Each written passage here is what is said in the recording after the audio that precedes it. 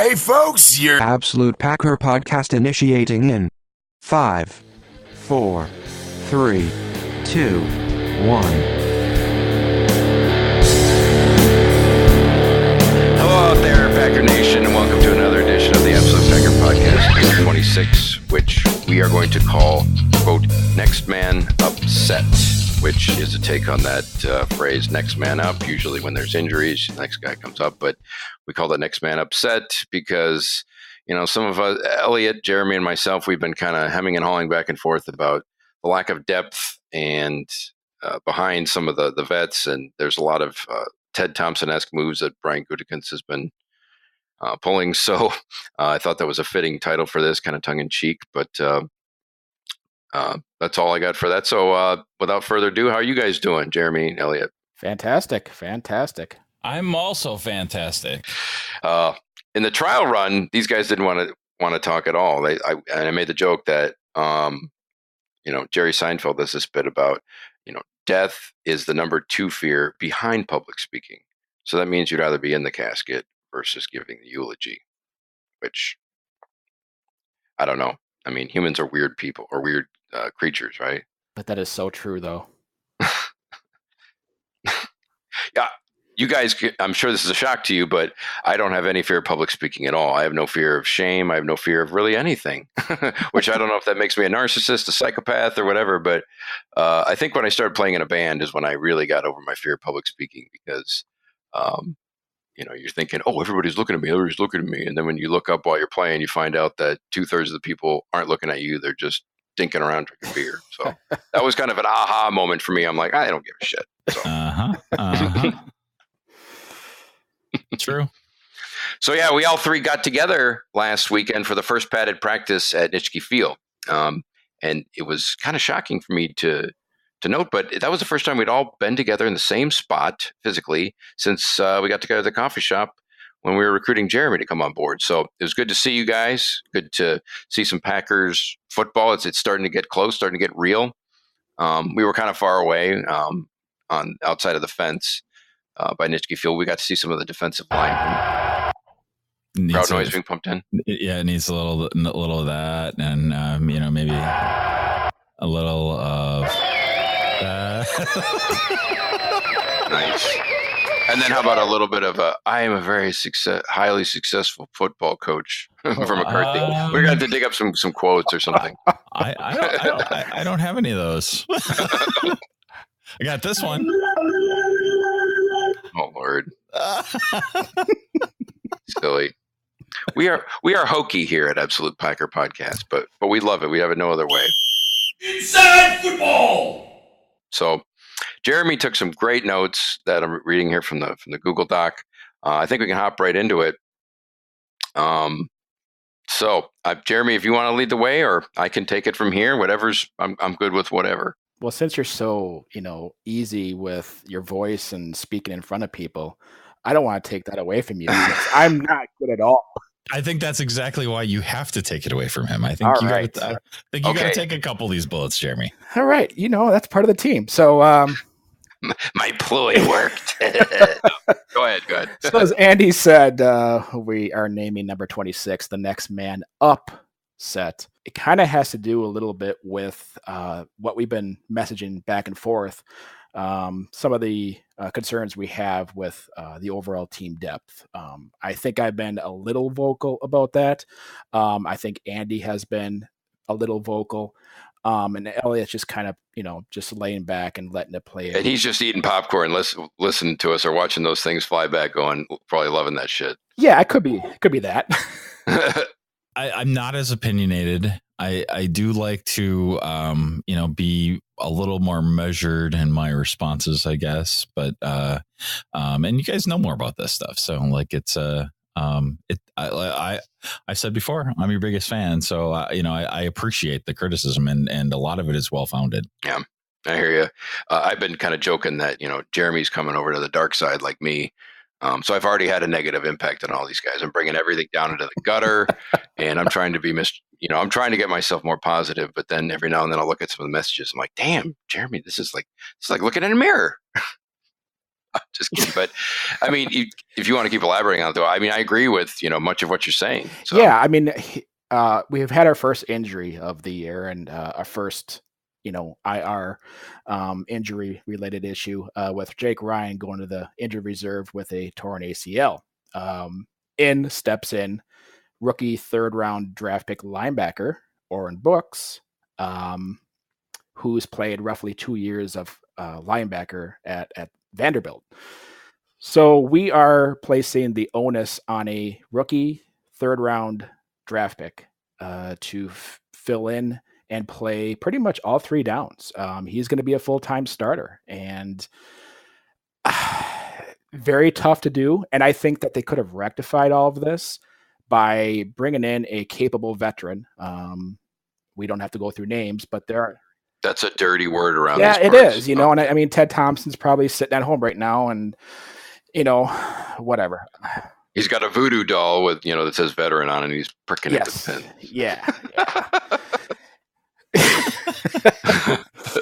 But I mean, there is, and I did write a blog about this on the APP blog, but, talking about you can never have enough depth. There's no such thing as an overabundance of depth. And 16 game seasons as we've progressed here with the sport, and these guys just don't play a full 16 games. Your starters are lucky half of them will play all 16 games out of the year. So you need to have a substantial backup package at every position because the injuries are inevitable, and resting them is going to, accelerate, or I should say, keep them fresh for the rest of the year.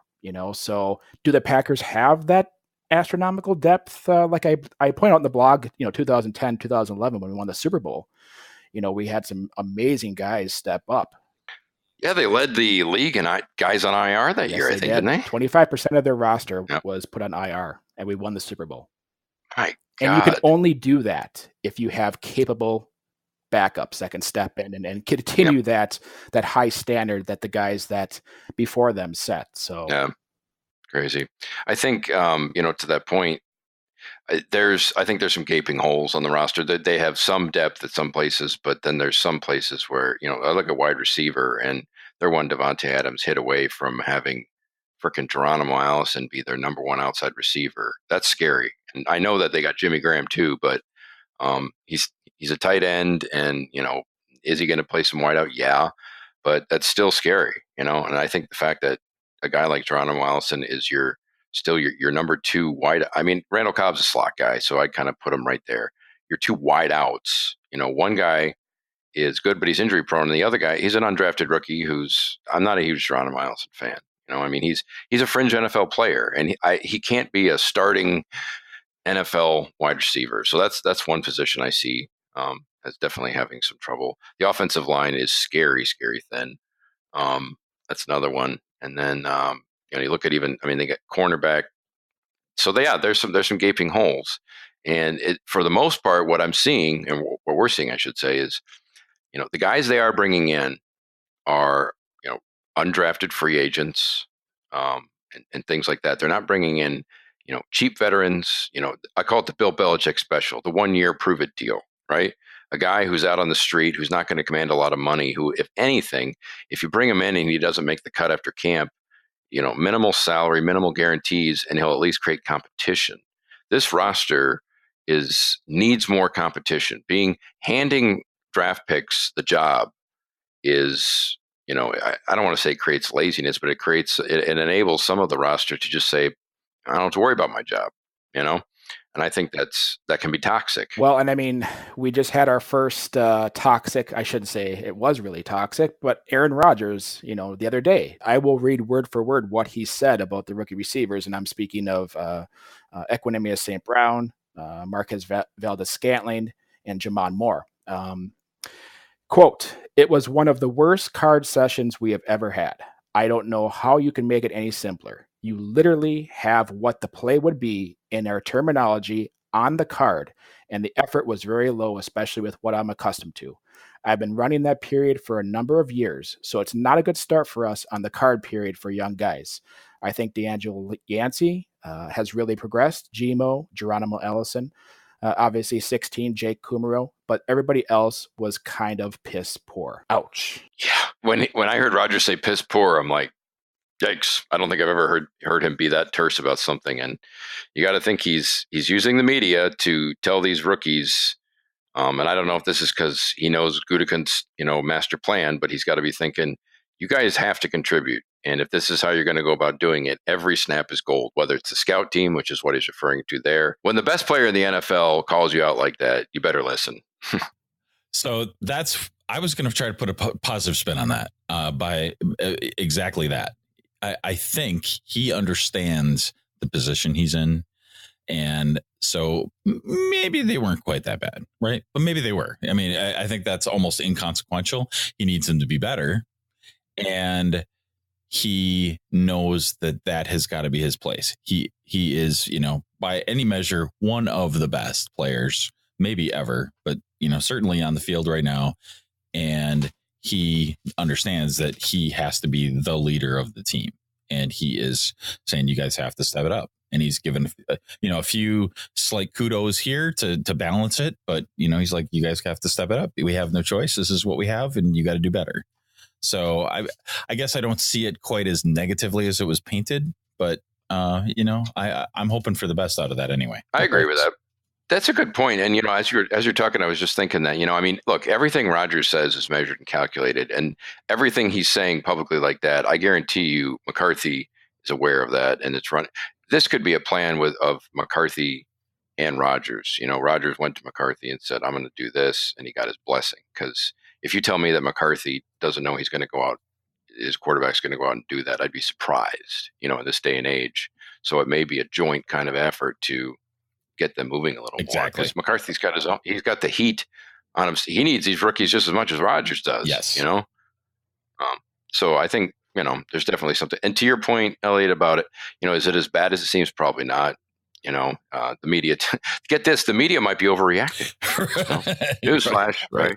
But okay, so I'm going to be devil's advocate to my own devil's advocate, though. Like it's, I mean, they might not be that bad, but I mean, the NFL isn't about being that not bad, right? If this is our year, it has to be our year. They got to be better. Mm-hmm. They have to be the best. So, yeah, I think that was actually the appropriate response for this year, especially. So, I don't know. I was glad to see it because I haven't seen Rodgers have what they call the red ass. I've never heard him really. Right. I love that term. I've never heard him basically speak that frankly about a player or players in his time here. So it was kind of refreshing in a way. No, that's a good point. He has never said anything like that. I'll put another spin on this. Mm-hmm. Is this a kind of a backhanded a slap to Gutekunst that maybe he had this offseason to improve the depth here and he got rid of Jordy Nelson, brought nobody in, drafted 3 guys after round 5. Yeah. Kind of a slap at Gutekunst that says, hey, dude, this is what you gave me. Are you kidding me? Yeah, I saw something out there. I mean, that's I guess that's possible. And, kind of we've gone back and forth on this about, the roster projection and construction. And where I'm at personally with Gutekunst and the roster at large is I'm going to start bringing pitchforks and torches after the regular season starts and the cut downs from other teams and whatnot. And if he hasn't added anyone. And I say that too, as long as there's no other, I'll call it catastrophic injuries. If he goes into the regular season after cut downs and all that, and he doesn't add a single veteran of consequence at any position, you're looking at Ted 2.0, which is not good. So I'll give him a few more weeks. I do think something will happen of substance, whether it's, you mentioned here that, Jake Ryan went down, Navarro Bowman's sitting on the street. That guy they should have him in here talking contract right now. And the fact that he's still on the street after weeks either tells me that he can't run anymore and he's just worthless, which I find that hard to believe. Or, I don't know. Or they're, like I said, they're just being more like Ted 2.0. So there's a few weeks left in my mind, but early returns on the roster, I mean, the draft and the construction of stuff, Gutekunst has gone okay, but it's not like he's freaking Ron Wolf already. He's still got a ways to go. So we did skip over a little bit. the defensive lineman that we saw up close when we were at the actual practice, that was about the only drill we could really see. And it was cool to see Kenny Clark up close. I had forgotten how big. I mean, he's not the tallest, but he's wide and big. And he's in his third year and he's 22 years old. Think about that. I mean, he's a vet and he's 22. And he's young and he's getting better every year. He was killer at the end of last year. He might be, if he keeps ascending on the same track, he might be the best overall defensive player on the team. Ahead of Mike Daniels. And Mike Daniels is, really close, but Mike Daniels a little older. The ceiling of Clark, I'm really intrigued about. But, we saw Daniels too. He looked good. And then I saw him on Travius Adams, and I think I said to Jeremy, I said, who's this guy? I almost forgot he was on the freaking team. And he's healthy, and apparently he's been doing pretty well too. So they look stacked on the D-line. Starters, depth, not a ton, but the position of strength on defense is the defensive line, period. Oh, totally agree. And I mean, Montravius Adams, we'll get back to him. He didn't play last year. He came into the year and was, I think he had an injured ankle. And when by the time he came back, he wasn't ready. So he's had a full off season, full OTAs, and now training camp. And from everything that I've read about him, and even when we watched him that Saturday, he's blowing linemen up. And nice. And we're talking about Lane Taylor and David Bakhtiari. So you're blowing up some pretty damn good linemen. And to me, when I watch training camp and when I follow that, I look at the physicality of these guys. I don't really look at what they're really doing on the field. I mean, that plays a role into it, but I'm looking at, okay, are they separating? What are they doing physically against their, whoever they're going up against? And he stands out there as well as Kenny Clark. Kenny Clark just looks like a guy that you want in the wrestling ring with you, when you're going down a team. And so. Yeah, speaking of beating one-on-ones and whatnot, my boy Kyler Fackrell beat Bakhtiari one-on-one in pass rushing. Everybody laughs. He's not my boy. But when I read that, I do a double take. I'm like, Bakhtiari? I'm like, what, did somebody put a banana peel behind him? It's like, how the hell did that happen? But it's funny because I read somewhere on Twitter that, Fackrell,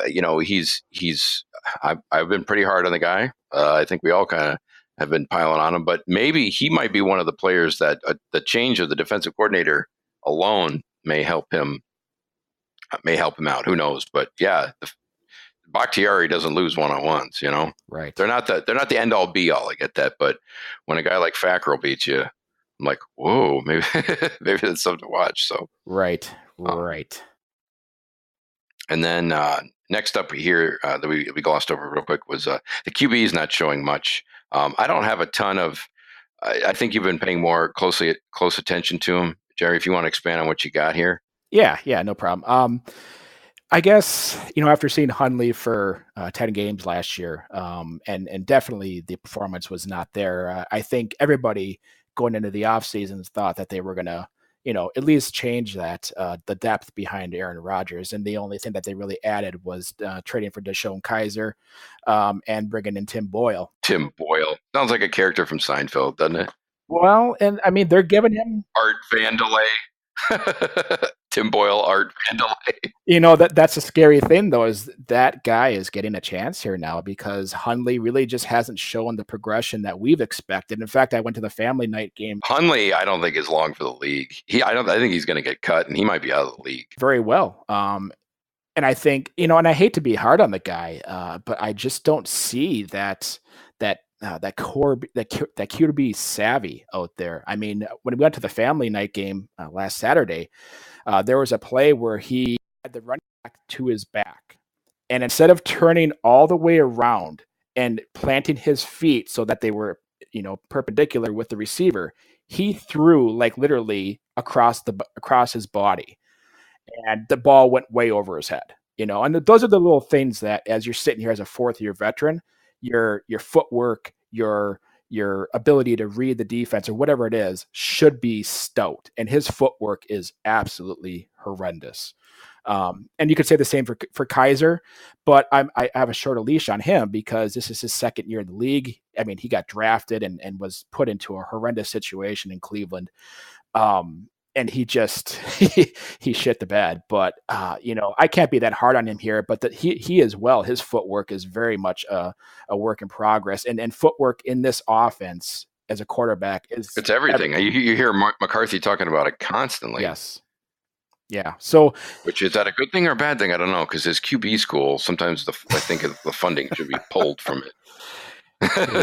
Yeah. So I mean, I don't know a whole lot about Tim Boyle. I mean, I know that is he an undrafted guy or I don't know. Undrafted out of Eastern Kentucky. Okay. He actually transferred from, and I cannot remember the exact. It was a Division one tier school, like I can't remember if it's a Pittsburgh or something like that. But he transferred to Eastern Kentucky, played out a year, and he had a great year. Okay. But in that offense where he was at, it was kind of a similar offense to here, where it was predominantly a passing down the field type. Kind of a pro style. Yes. Yep, and he did very well there. So right now he's been given the opportunity because Hundley has not taken it, and Kaiser is still a work in progress.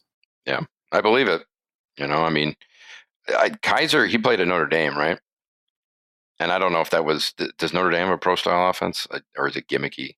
It's gimmicky. They run like a wishbone at times. Depend on their personnel, but it's very gimmicky. Yeah, and I mean, if you run those gimmicky offenses in college, you don't translate to the NFL. I think that's pretty much been revealed over the past few years. Colin Kaepernick, for a while, people were like, oh, it's back, the read option and all that stuff. And then once the league figured that out, forget it. You got to have a pro style offense, in my opinion, in some regard, to be successful. Otherwise, I'm trying to think of who was the last really good scrambling. I mean, Michael Vick, who was successful in the league. Cam Newton. I don't know. Yeah, that's a good point. But it's obviously the exception, So, yeah, that makes sense. Yeah, we did. Let's see. We talked about Jake Ryan and linebackers. Rookie wide receivers, rough camp, yeah, to say the least. And then Jake Kumerow. This is like the people's champ. He's like the new Jeff Janis, isn't he? What's funny is apparently, I mean, he's 26, so he's been in the league like 4 years. But he's with the Bengals, I believe, before. Undrafted out of like UW Whitewater, I want to say, something like that. But he's playing the best of all the rookies and undrafted free agents. I don't know if he's playing, quote, better than Geronimo Allison, but I'm hearing his name all the time. So it's hard for me to get excited about that guy because, I mean, again, who was the last late round pick and or undrafted free agent wide receiver that was successful with the Packers? Donald Driver. That's all I got. Oh, that's good. No, that's that was his 7th round pick. But yeah, that was 20 years ago. Hard to believe. But yeah, it's, and you made the comment earlier, Jeremy, that all these wide receivers they did draft, they weren't high round picks. They were all after the 5th round. So, the odds are stacked against those two. But we do know that if Aaron Rodgers trusts you and you catch the ball and yada, yada, yada, all that stuff, you're going to be in his graces. So, is Kumerow going to be a difference maker? No. But, if he can handle the offense and be consistent, you got to think right now, the guy has a shot to be on the team. Right. I mean, Rodgers has spoken very highly of Kumerow. Just his ability to, number one, catch the ball, which has been a huge problem with the rookies, and also to be where he's supposed to be so that Rodgers can trust that he's going to be there and put the ball there without getting it thrown to the other, their team. And this is what we're saying here is exactly what we knew was going to happen with late round picks. You're not going to be able to plug these guys in. They need to gain the trust. They need to be where Rodgers expects them to be. And that takes years, plural. And I say years, I mean seasons, maybe not years, but seasons. So that's why I'm really hesitant to think that they're going to make any real impact this year. But hell, anything's possible, I guess. Jimmy Graham, he looks to be the red zone threat. I've heard nothing but good things about him down the middle and in the red zone. So, got to be the best tight end that Rodgers has ever had. Yeah, I think we're going to see that this year. I think right out of the gate, he's going to be Rodgers' comfort zone. If Rodgers can't find anybody, he's going to look for 80, and have no problem throwing the ball to him because he's 6'7" and he's just a gigantic guy with great skills. So, he should be featured, and I think he will right out of the gate. Yeah, I mean, we keep forgetting that he's essentially a wide receiver. I mean, he's a tight end in name only, but maybe they'll line him up a tight end in certain packages. But if you look at the wide receiver depth chart, I guess it's Adams and then kind of Graham / Geronimo Allison. I mean, if McCarthy's going to be lining him up in traditional tight end sets, I'm going to be annoyed. But who the heck knows? Right. Yeah, not since Finley have you had a guy this athletic and this good. So no doubt. That'll be interesting to see that for sure. Mm-hmm. One thing that wasn't on here that I did want to talk about real quick, I noticed in his receivers was Randall Cobb. Apparently, I mean, he scoped his ankle, I think like a few weeks before training camp, and apparently it was bothering him again. Mm-hmm. So you get the feel. I mean, Randall Cobb has been in the league since 2011. He's 28, but he's an old 28. His body's breaking down. You wonder about him. I don't want to say, just cast him aside that like he's not going to be a factor, but anybody thinking he's going to be back to like 2014 level where he's, 1,000 yards and like 10 touchdowns, I'd be stunned if it's anything close to that. I would agree. And even if he could play 16 games, yeah, his body's breaking down, big time. And but he's been in the league, already like 8 years. So. Right. And they have that trust with him. And I get that. But I mean, all teams depend on availability of players. And Mm-hmm. I think you have to seriously question his ability to be available on a consistent basis. And as well as Adams, like you mentioned previously, he's one hit away from being in his third concussion in 2 years. Yeah. That to me is just too paper thin. And I really have to doubt why they wouldn't bring a veteran in just for that security blanket of knowing that you had somebody that could step in. Again, that Bill Belichick special, the 1 year prove it deal. Right. I don't know do you know who's available right now? I can't even think of who might be available out there on the street. Or here's another thought, I didn't really enter my mind till just now, but you could trade for somebody. Mm-hmm. That would be really interesting. I keep thinking that there might be like Navarro Bowman's on the street, guys like that. But if they actually pull a trade for somebody, that would be interesting. It would be, and I wouldn't count on it just for the fact that the league really is a pass heavy. It's a pass heavy league, and these teams typically have 3 receivers that are going to play on a lot of downs. So depth is a very big thing for a lot of teams. So a lot of teams really don't have 4, 5, 6, 7 guys. So they don't have this abundance to trade away. So sure, it's going to be one of those deals. As you're sitting here, say the last preseason game, and a guy is just maybe he isn't doing very well, and he's on the cusp of being released, where the Packers maybe have a thing going where they know about this and they reach out and they possibly offer like a low dangling fruit and give him a draft pick and pick him up. That's the only way I see somebody of substance coming in here, because free agents right now, you have Jeremy Maclin and Brandon LaFell. Maclin, that'd be intriguing. Although part of it's like, I know Rodgers made the comment, when they were talking about should they sign Dez Bryant? He's like, well, we just got rid of Jordy Nelson. Why would we bring in Dez Bryant? So I get there's some of that too. But at the same time, they gotta bring in somebody. I tend to agree. Well, like you said before, if they can bring somebody in for a 1 year deal, was Jordy Nelson willing to do a 1 year deal?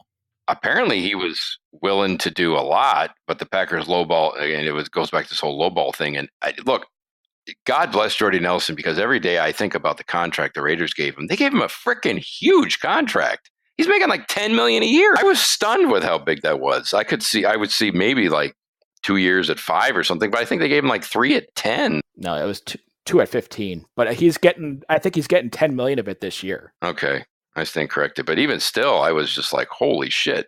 Because if the Packers really do think Jordy Nelson's legs are done and they just gave him $10 million, the Raiders, they're fools. So hopefully, I love Jordy, but yeah, I think I read somewhere Jordy Nelson was the worst starting receiver in the NFL last year after Aaron Rodgers went down. That's how valuable Aaron Rodgers was to the team and to Jordy Nelson. Think about that. Statistically, he was like worthless after Aaron Rodgers. That sucks. Sad. Last point here, you have offensive line. Woo, when healthy, a great offensive line. Caveat, when healthy. Never is what I should say, because injuries just, they're part of the league, but the Packers, they just always seem to be the most injured. I don't know. But Bakhtiari is usually pretty darn healthy, but of course he turned his ankle on family night, and I would be absolutely stunned if he plays a single snap in preseason. Which, as I think about it, if Bakhtiari is not going to play a single snap in the preseason, Aaron Rodgers might not play a single snap in the preseason. Are you going to put him out there with frickin' who are you going to play at left tackle? Spriggs, the human turnstile. Kyle Murphy. Oh, he's a turnstile there too. I saw some film on him. No, he's going to be your right tackle on family night, and Spriggs. I don't know what happened to that guy. Apparently he's bigger this year, but yeah, he is a different. When I saw tape of him in college, he was like a different player. It's crazy. I don't know what happened to him, but he looks lost half the time. I mean, it's strange to say the least. It's shocking because I mean, you have one of the best offensive line coaches in the league in James Campen, and he seems to get a lot out of very little. Yeah, I agree. Over the years, and the fact that he has just regressed.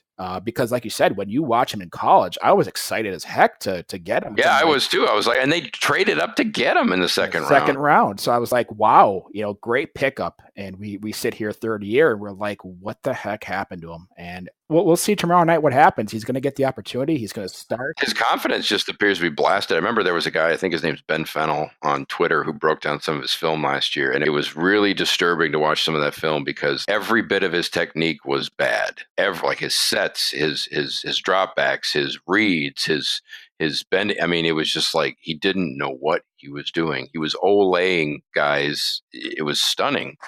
So you get the feeling there's just something in his head. So he's supposed to be, I mean, is Spriggs supposed to be the swing tackle or is that Murphy? I don't know. Murphy's supposed to be the swing guy, where I think they want to stick Spriggs on the right side where they feel that's where he's the strongest. So I really don't feel like they're going to push Spriggs over to the left side. They cannot overburden this guy. They can't. No way. If Spriggs, if they put him at left tackle, if I were Rodgers, I'd be like, fuck that. I'm not going in the game. I mean, no way. Yikes.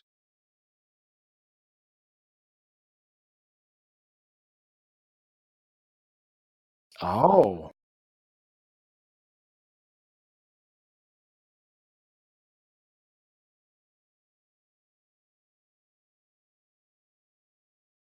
Yeah, we don't know. He has not reported to camp yet, and the Packers don't know. And the Packers haven't said anything. They know. They darn well know, but they're not. So what leads me to believe is, and actually, I saw this post out there, and it's kind of hyperbole, or just taking a guess, but you wonder if the guy pulled a Chris Borland and said, "I don't want to play. I don't want to, I don't want to do it." And they're trying to figure that out or something like that, if it's that catastrophic, because they haven't said anything. That is really strange. They don't know when he's going to report, and they're not giving any information. That's not good. And for a team that is so draft and develop, if a draft pick just disappears without anything, that's bad. So I don't know what the hell's going on there. That might have been some decent depth, and you got to think that guy's not going to even say he comes back tomorrow, right? He's not going to do anything this season. I mean, as a rookie, missing all the camp, all OTAs, all everything, it's a weird situation. I mean, I hope everything's okay with him, but it's just odd. Yeah, I truly hope that it's nothing too bad. That it's maybe just something like you mentioned, a Borland deal where he's just questioning whether the game is truly for him, and doesn't want to hurt his health. Yeah, if that's the case, you don't want him. I mean, I hate to say it, but it's like if you're hedging about whether or not you want to play football as a career, that tells you everything. If I'm sitting there in front of him, I'd be like, if you're not mentally prepared to come in and play football at the NFL level, I hate to say we don't want you. Yeah, totally. And in fairness to him, I'm going to reserve judgment on this because we really don't know. I'm just trying to project out there, but it's just a strange situation when they haven't commented anything outside of he's not here and he hasn't. We don't know when he's going to report. Odd. So I'll leave it at that. First preseason game tomorrow, Tennessee. I don't know anything about Tennessee. I know they have what's his name, the quarterback from Oregon, Marcus Mariota. Marcus Mariota. Outside of that, I don't know who they have or what they have. I remember, I think it was last year or the year before, might have been last year, where they put up like 20. The Packers played them down there, and they put up 21 points in the first quarter, and they were like 3 wide open. It was like the Dom Capers special. Is that what that was? I think it was last year. It was so brutal. I mean, they are they're probably the most run-oriented team in the league. I mean, they run probably about a 50-50 mix of runs versus passes.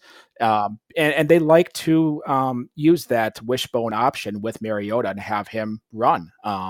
He's a very athletic quarterback. So they predicate that offense around him, and it's strictly, solely contingent upon Derrick Henry and now Dion Lewis, who they just picked up from New England, who was the running back up there.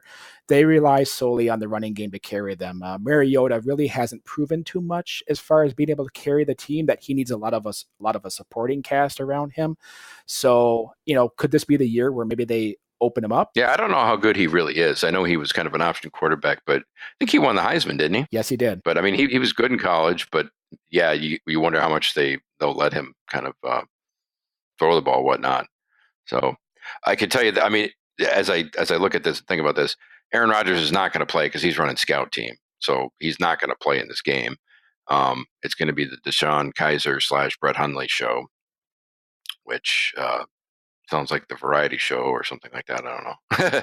Well, yeah, they have to play those two guys. Those are the two guys that are the most important on their team on the offensive side of the ball, because we have to figure out what we have there. If we don't have something, we have to seriously consider going out there and possibly doing a trade for somebody. I mean, we know what Hundley is. If that's and that's what's, as I look at it, it's like we had him for 8 games or whatever the hell it was last year, 8, 9 games, and the preseason, Packers know what he is.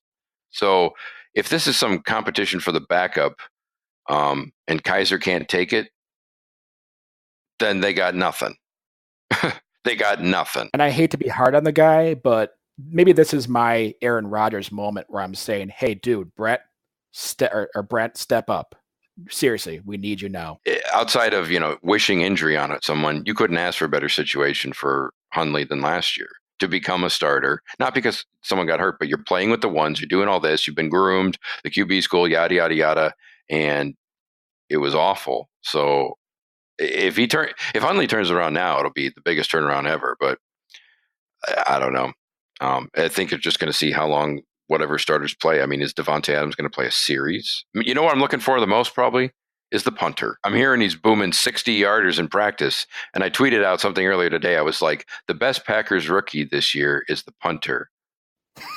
What a time to be alive. They need so much help at every other position, but they have a fucking Hall of Fame punter that they drafted. It's, okay. But hey, he's looking like the real deal, so I'll take that. And if it's a field position thing, if you can use him for that, I'll take it. All righty. Number 3 here, and this is your baby here, Jeremy. Is the team depth sufficient? If you want to go through that, we went through some of it, but if you want to expand on anything there, feel free. Yeah, I definitely am very hard on Gutekunst this offseason, and especially on the depth side of it. I mean, we're just talking about the quarterbacks. Who do we have to back up Rodgers? We don't really have anybody proven.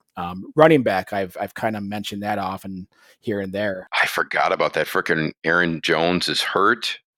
Again, he's also suspended the first 2 games. I think we can call him injury prone. I think it's safe to say. And I did point out that, can we depend on Aaron Jones to be healthy? So far we haven't. No. I honestly think it's a resounding no. And here we stand too. Ty Montgomery. What has he been to this team thus far? He's been injury prone. So another guy that we can't count on. He's an injury prone guy without a position. You would think that he'd be out of the league, but if you're injury prone and you don't have a position, how are you in the league? But right. The Packers, it's a different story. I feel bad saying that, my goodness, because I like Montgomery, but it's almost like it's not his fault, Well, we'll see this year because, with Jones being out the first 2 games and Mays not being there, they're going to have to rely on him. Well, Williams is number 1 on the depth chart I saw. He does look pretty darn good. I mean, apparently he's gotten, from what I've read, I haven't seen much of him, but from what I've read, he got a little bit stronger. And he's obviously better in pass protection. That was the other knock on Aaron Jones, that they didn't want to get him out there. He wasn't quite as savvy at that. So, but again, I mean, if to your point, if Jamal Williams gets hurt, you got the clown car behind him. So we talk about that. We've already talked about the offensive line and the depth there. We've talked about the receiver position. Tight end has some pretty decent depth, across the board with Graham and Kendricks and Mercedes Lewis, excuse me. Defensive line is pretty stout. You have hopefully Montravius Adams steps up and provides decent depth there. Linebacker, I don't think we need to go into that. And then defensive backfield. We have a lot of young guys that we drafted with very high draft picks that we're expecting a lot from, and we're going to put them in the limelight. We're going to see what they can do. So overall, I mean, I just don't feel very comfortable with the overall team depth, and I personally believe it's going to really kick their butt this year in some way, shape, or form, whether it's in the playoffs. Look at safety too. You got Clinton Dix, who's your starter, and he had one of the most podunk seasons you could imagine from a guy who needed a big time year, and he crapped the bed. And then they were saying, wasn't Kentrell Bryce with the ones? And he got hurt. He started out training camp as a number one. Yeah, and he's hurt. I think he's back, but he already got hurt. So you wonder about that. And then Josh Jones, who was horrific last year. I know he's a rookie, but he's like a tweener too. Is he a linebacker? Yeah. I mean, if anything, I think I said this to you a couple times, but Pettine is kind of the guy. He's the best offseason acquisition, I think, whether it's a player or coach or whatever, restructuring.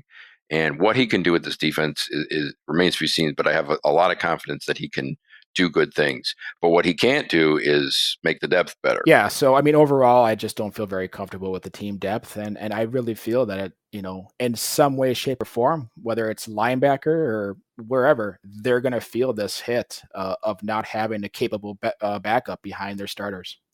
Ooh, number 4. So defensive end / outside linebacker Khalil Mack is holding out of Oakland's training camp in hopes of new contract. I'll let you take this one because you're a big Khalil Mack guy. I know who he is. I don't know much of him. Oh, man, the guy is he's a twofold player. He's an athletic freak and he's a football player. You don't get too many of those guys in the league. So he's once in a lifetime, once in a generation type player. In the 4 years he's been in the league, his second year he had 15 sacks. His third year he had 11 sacks, and last year he had 10.5. So this guy's been a double-digit sack producer out in Oakland, and Oakland really hasn't had a bookend that could provide, a little bit or take a little bit of the heat off of him. So he's been a one-man wrecking crew out there, and I've watched him a lot over the years, and I just marvel at his ability to set up offensive tackles and get them in a position where he can just either fly around him or actually bull him right over. The guy is just phenomenal.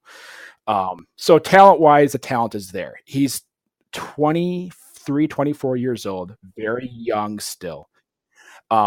So, with him holding out, he's going to want in excess of he's holding out right now because he wants a long-term deal. He's currently on his fifth-year option, his rookie fifth-year option at $14 million some dollars per year, which is a good chunk of change, but he wants more. So the way the defensive market's going right now, he's going to command in excess of $15 million, probably closer to $20 million per year with his new contract. So as we stand here, if I was the general manager of the Packers, would I be contacting Reggie McKenzie out in Oakland and seeing what we could do? Oh, you bet. I would be doing that in a heartbeat. What's it going to take to get him here? The guy's an all-pro player. He's one of the top 10 players in the league. I bet you it'd take 2 ones. It probably was going to take number one, if not 2, depending on the, let's say if they threw in Kyler Fackrell or whoever. Sorry. One of those, or as Andy terms it, one of those Jags. Yeah. Throwing him in there. There's going to be probably about 3 draft picks and a player to get him here. So that's 3. I agree with you. 3 draft picks and a player. That's a huge haul. And you're getting him for 1 year, unless you're thinking of signing him to a long-term deal. That's the part I wonder about. I would think that if they're going to trade that much, they're going to invest that much in this guy, they're going to have a contract in place before he actually pulls the trigger and brings him here. Gutekunst Yeah, I would does, agree. I mean, otherwise you're being stupid. So Giving away the farm. right. So I mean, you'd have to have that guarantee back from them that he's going to have a contract and he's going to be here. Would he improve the Packers defense? Yes. No Ding, ding, ding. question. In Oakland, he plays kind of like a hybrid, kind of like Julius Peppers played here, where he's a stand-up outside linebacker, but he can also put his hand down on the ground and rush the passer from a defensive end standpoint. So he's very versatile. So I think he could plop in right here and play wherever they want him to. Pettin will be really creative with him.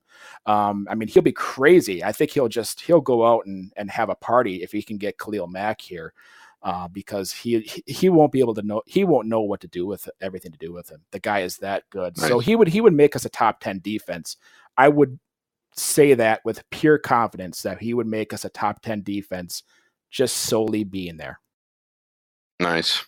I do know he's a great player. I put the chances of this happening on slim to none. It's very interesting, and I say slim to none simply because Gutekunst right now is proving to be Ted 2.0. And Ted would never, ever, ever do anything like that. But I mean, who knows? Like I said, it's still early with Gutekunst.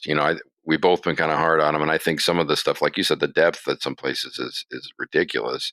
So I think there's justification there. I was browsing 247sports.com. They were talking about the top 10 teams that go to. Packers are in the middle list. Oh, like destination teams? Yeah. Okay. So number 5. I don't know if they're necessarily in order, but what they're kind of saying is trading away one of those first 2 first-round picks, along with a 2020 first-round pick and one of the outside linebackers, be enough. Wow. And, I would do it. We need to up our defense. Yeah, I mean, I hate to say it, but it's like you lose Jake Ryan, he's a Jag, but that's going to hurt because he was still the tallest midget.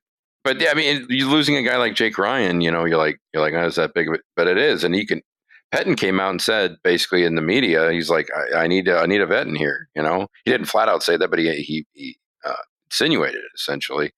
So, because throwing Oren Burks in there, Oren Burks isn't going to hold up against a run based on what I've seen. He's more of a coverage linebacker. He's going to get pushed around. And he's a young player, so who knows? And let me throw this out there too. I mean, Clay Matthews is in the last year of his 5-year contract that he signed. They should move him inside full time. Period. End of story.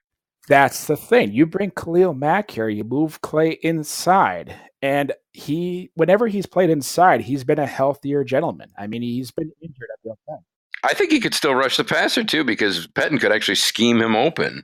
Oh, he would love to have Matthews in the middle because he could scheme all kinds of cross blitzes and stuff like that. He would get to the quarterback, and he would have double-digit sacks here with Pettin's scheme. So that's the thing, is that you can move Clay Matthews inside. You take that depth issue away by just moving a guy into the inside and then put Khalil at the outside there. I mean, we're stacked. The other thing is, strategically, you don't want somebody like that to end up on another division team. We lose a guy like that to the Bears or to Detroit, we give them an extra win. We risk injuring our quarterback. Like, there's a lot of things that fall into place there. That would be huge. I mean, that would be a earth-shattering move, no doubt. Is there anybody out there? I mean, I know there's been hypotheticals about, Khalil Mack, the Raiders might trade him, but there's no connections that the Packers are interested. It's just people saying. I haven't seen any rumors like Packers are interested in this, that. It's basically just other bloggers and other whatnot saying, if we could do this, we should. Have you guys seen anything? No, I mean, there really hasn't been anything concrete out there, but there was an article where they did interview, and I forgot who it was. It was a local writer. They did interview Gutekunst, and he kind of insinuated that possibly he made a call, or he was in the process of making the call, or possibly was already talking to them. So it was a very vague response, but it was kind of, if you read between the lines, it was, what? We might definitely talk about that with them. So interesting. Okay. Non-football stuff. The league has suspended the new anthem rule until further notice. Teams like Miami have taken matters into their own hands and will suspend or fine players for not standing. Yeah, I think we did talk about I talked about this in a blog a couple months ago, and I think we have talked about it in previous podcasts. That was a mess, and the way they instituted that whole thing, and it's obvious now that it because they suspended it. They put this whole stupid thing out that was haphazardly put together, and then 2 weeks later they're like, "Well, we're gonna shelve it for now." Who's running this show?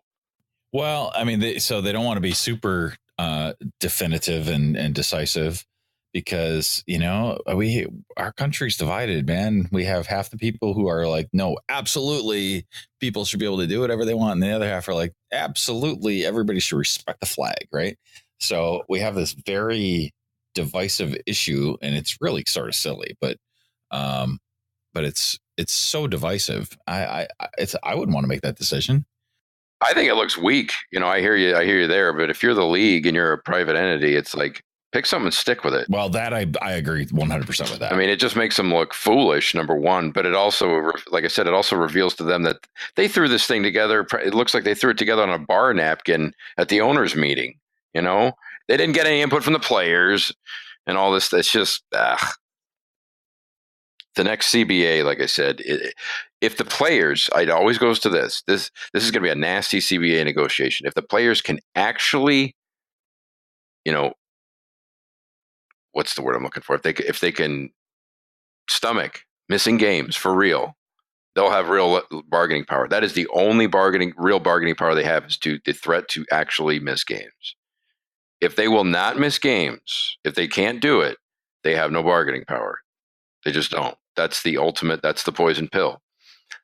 Because I think that's the only way they're really going to get things they want. I mean, we're on the cusp of getting potentially guaranteed contracts, something that's never happened in the league. Rodgers is talking about elements of that with his own contract. Look at the Kirk Cousins deal. That whole contract, I think, is guaranteed, isn't it? 3 years, $90 million or something like that. Actually, you did have. I'm sorry, I think it's not guaranteed contract, but it is a contract tidbit about contract structuring. Jeremy, if you want to talk about that with the Bears and Roquan Smith. Yeah, your buddy from Georgia. He's a fantastic player, and I'm not biased at all. He is good, though. I would have loved the Packers to have him. Oh, me too. So what do we stand? Close to 2 weeks here to training camp, and he's still unsigned. And how the contract situation works in the NFL is whatever pick you're picked at. So if you're picked at 8th, like he was, it's a guaranteed salary of this. Slotted, right? Like a slotted scale. Slotted. Yeah. Right. Good. Thanks for clearing me up on that one. But no worries. But yeah, so that's how it is. But there is a provision in the contract that would take away guaranteed money if he is ever suspended for the helmet-to-helmet rule.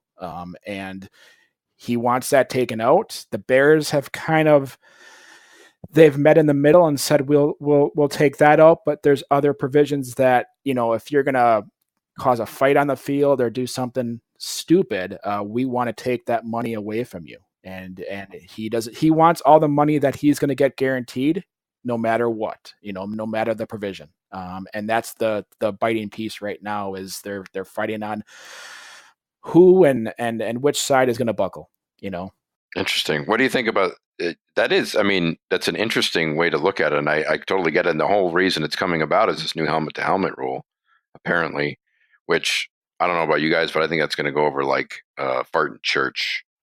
This new helmet to helmet rule. They tried to implement it in that preseason, like the Hall of Fame game was the Colts and the Ravens or something. It was ridiculous. Yeah, I think they're gonna have to scale back a little bit, but like they kind of. I know it's preseason, so they're try and like feel their way through it or whatever like that. But they had a safety going across the middle, and he like smashed into the guy, which is what football players do, and his helmet kind of like went near his chest, and they threw a freaking flag. I'm like, you can't play safety in the NFL if they're going to call that a flag. Just take away the position. Right. I mean, you're better off playing flag football if this is what we're going to be dealing with.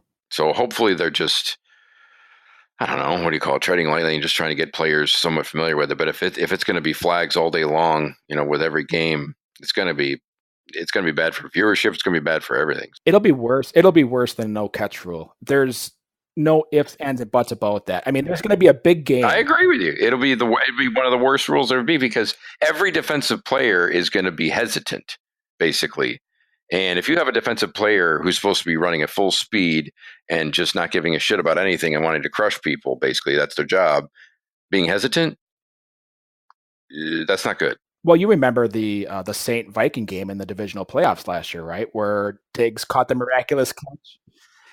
That's what you're going to have. Yep. That guy pulled up. That's exactly what that guy did. He kind of pulled up a little bit because he didn't want to crunch him. So you're going to have that stuff happen. You're going to have calls that are going to turn games, and it's going to cause all this turmoil right before the new CBA. So on that note, did you guys? I feel like one of you guys must have shared this or something, because I don't know where I heard this, but the Aaron Rodgers talking about the franchise tag. About Aaron Rodgers specifically commenting on it? No, I didn't see that. I didn't hear that. Well, I see. Usually when I see Packers stuff, it's because you guys share it somewhere. so all right. No, I know what you're talking about. What he wants to do is he wants to take the franchise tag away, because what it's doing currently is you have the situations of Le'Veon Bell, who wants a long-term deal, but the team is saying, well, the league is telling us we can pay you $15 million or whatever it is. So I think Aaron is just speaking up for the players and just saying, hey, this would give us a little bit more of meeting in the middle, and right now it's the team is very persistent with that figure, and the player's like, well, no, I'm not going to play for that. And he wants to kind of meet in the middle with all that. So I isn't the franchise tag is like the average of like the top 5 of the position or something like that? Yeah, top 5, I think it is. Yep. Okay. Average salary of the top 5 of the position. Okay. When he talked about soft caps, like in the NBA, said I would allow teams to go over the cap, knowing if they do, since there's not a hard cap, they're going to be faced with some luxury tax. So like in the NBA, I guess, if they go over the cap, then they have to pay the league some extra dollar. Rodgers said that? Yeah. Because he bought into part of the Bucks. Yeah. So he's been a little more familiar with this stuff. God, what do you guys think is going to happen with Rodgers and his contract? Do you think he's going to sign an extension before the start of the season? No, I don't think so. I think it's too late. If it was going to happen, I think it would have happened. And do you think no matter what happens, do you think they're going to give him language in the contract for the opt out? No. Why would they? Why should they? I don't know. I don't trust the man at the top, Murphy. Well, what does that mean? you think he'll do something not in the Packers' best interest, or what? I mean, well, there. I mean, I don't know what else to say. In fact, outside of the fact that I don't trust that guy. I mean, he's proven, meaning Mark Murphy, he's proven, this reporting structure, which I've gone back and forth with Jeremy and you guys on, is ridiculous. It's patently ridiculous. I don't buy any of it. I don't know why they did it. And many big football decisions, business-wise, the guy is perfect. He's great. He's fantastic. I love Title Town. It's awesome. All those things he's doing.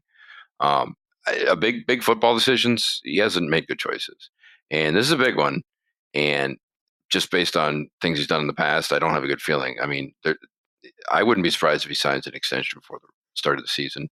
If he signs one quickly, meaning before next year, shall we say, I don't think it's going to have, it'll just be a lot of money and it'll be extension and won't have all these player opt-outs and whatever.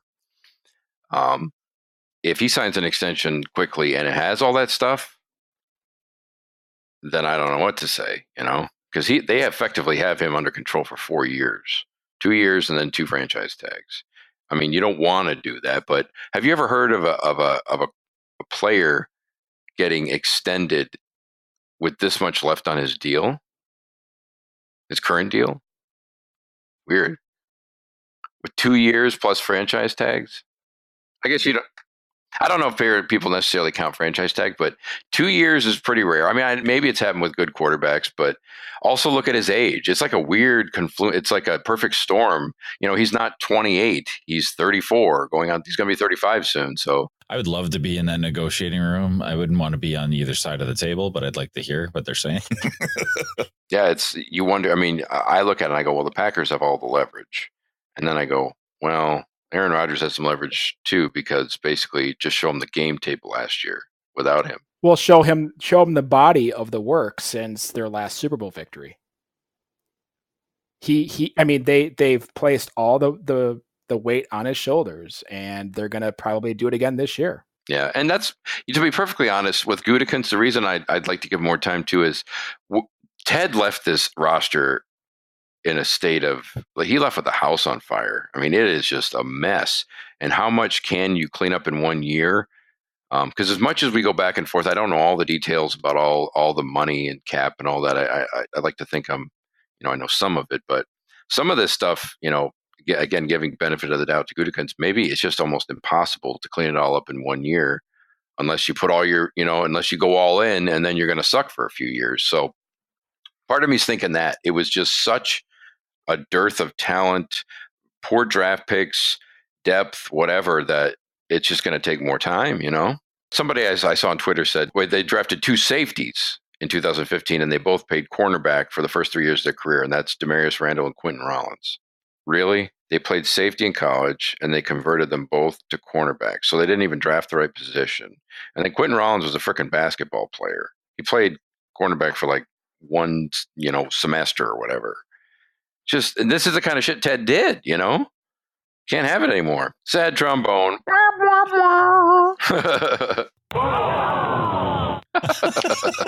do that sometimes with my daughter. But football's back. I'll be glad to watch something. I'll probably just watch it on my my digital antenna here at home. I need to find out more about some of these younger players. And we'll have to watch the J.K. Scott show, Boomin' Punts. Yeah, I can't wait. Oh, your sarcasm is so good.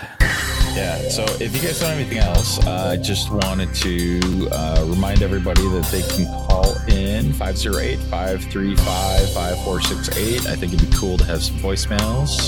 So that's all I got. All right. Podcast. Chair. I know, right?